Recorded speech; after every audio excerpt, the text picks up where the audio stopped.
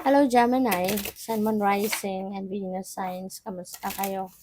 Sana po ay nasa mabuti kayong kalagayan. Welcome back po sa Star Tarot. At kung bago kayo rito, welcome din po kayo. Please subscribe, like, share my videos, and leave me a comment kung naka-resonate kayo. So Gemini, we have heart, home, compassion. Maaari ngayon, no, you will be showing off yung pagiging compassionate ninyo. Maaari ngayon may paparamdam mo sa mga tao na lumalapit din sa'yo yung inyong compassion, yung inyong pagiging matulungin, maawain, diba? You're generous, very supportive. Ayan. So, siguro merong mga taong nakasandal sa'yo, nakaasa sa'yo, parang ganon. Kayo yung nagpapalakas ng kanilang loob, no? Kayo yung source ng kanilang motivation, inspiration, ganyan. So, we have connectivity. So, this could be a situation wherein siguro mas mag-widen pa yung inyong horizon, mas dadami pa yung connections ninyo. Maaaring or yung mga tao na connected sa'yo, maaaring ngayon mararamdaman mo yung ano nila, yung tulong nila, yung role nila sa buhay mo, no? Maaaring magiging present sila. Baka kailangan mo ngayon ng kanilang tulong, baka kailangan mo ngayon ng pagdamay nila, at maaaring mag-show up sila, pwedeng ganon. Or you are going to make more new connections sa mga tao. Kunyari, nagbi-business kayo, baka mas marami kayong network na sa ngayon. Mas marami na kayong magiging kliyente, customers, yung mga ganon. You will be connecting, no, with a lot of different people siguro sa ngayon.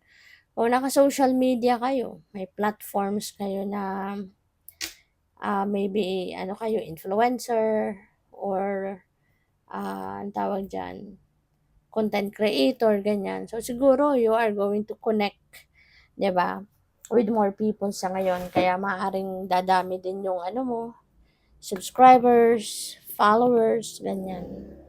So, we have Dust Devil, moving out of stagnation. So, this is good. Kasi, aalis ka na doon sa pagiging stagnant. Aalis ka na doon sa pagiging stuck, no? Sa kung ano man na sitwasyon. Possible na ang iba sa inyo rito will be siguro you will be taking action towards something na kunyari magpapaasenso, diba? Maaari ngayon may mga opportunity na dadating at iti-take advantage mo ang mga yan, diba? Gagawan mo ng paraan, no? Para na maano mo siya, magawa ng paraan na magamit, mapakinabangan para maging instrumento ninyo, no, sa inyong pag-aasenso. So kung meron man mga opportunity diyan, hindi mo yan idededma, iti-take advantage mo na yan, no? Kukunin mo na yan. Kaya mawawala ka na doon sa sitwasyon na nakatenga lang, nakanganga lang, yung ganun, no? You will be busy. Kung pwedeng mabusy ka na sa ngayon, you are going to start to move towards progress. So, by the way, maraming salamat for subscribing. And if you haven't subscribed yet, subscribe na kayo. And also, maraming salamat din for not skipping the ads. Malaking bagay yan sa akin. And also, please click the join button sa baba ng video kung gusto ninyo na mag-join kayo sa membership. So, dalawa pala sila. So, we have family. Ayan. Baka ang iba sa inyo ngayon, you will be focusing on your family.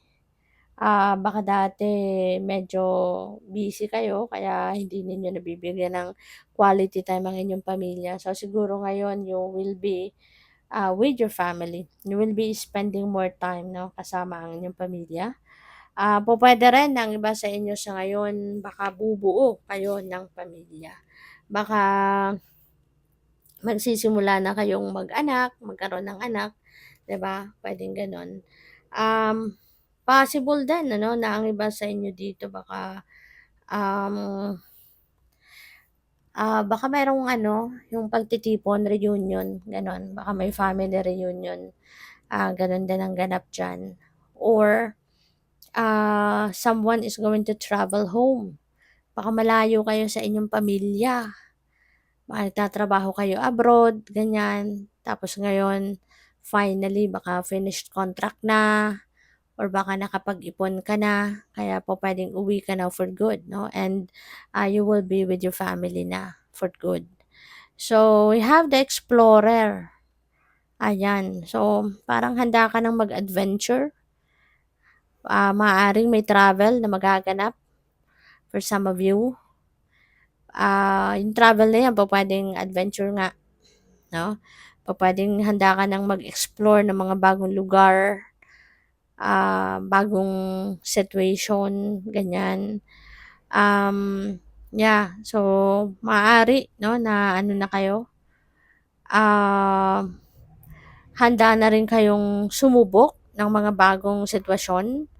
Pupuwedeng merong mga kunyari opportunity ng pagkakakitaan, trabaho, business, ganyan, na hindi pa ninyo yan nasubukan before. Pero ngayon maaaring maglalakas ng loob ka na tanggapin yan, at subukan, 'no? We have the leader. Ayan. So, baka magiging ano na kayo, manager, supervisor, magiging consultant, ganyan. Or baka magiging, mai-elect kayo, 'di ba? Parang elected official, magiging gano'n, no? And you will be leading, a lot of people, ganyan. So, yun, pupuwedeng ito yung magiging bagong ano ninyo, bagong posisyon. Baka ito yung magiging bagong role ninyo, no? So, good luck. Tignan natin kung ano pa ang mga messages ni Gemini. Messages and energies surrounding you this week.